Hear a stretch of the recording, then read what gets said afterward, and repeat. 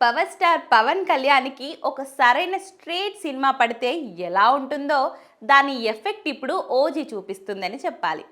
సరిగా ప్లాన్ చేసుకొని దిగితే ఆ వసూళ్ల సంచలనం కూడా ఎలా ఉంటుందో అనే దానికి ఓజీ ఉదాహరణ.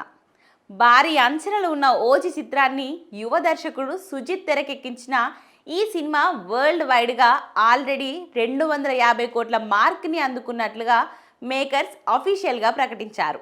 దాదాపు ఎన్నో ఏళ్ల తర్వాత ఓజీ చిత్రానికే మళ్ళీ వసూళ్లు పవన్ అంగీకారంతో అనౌన్స్ చేయడం జరిగింది. అయితే ఓజీ చిత్రం డెఫినెట్గా 300 కోట్ల క్లబ్లో కూడా జాయిన్ కానుందని గట్టిగా వినిపిస్తుంది. అయితే మెయిన్గా దసరా రేస్ ఈ చిత్రానికి బాగా ప్లస్ అయింది.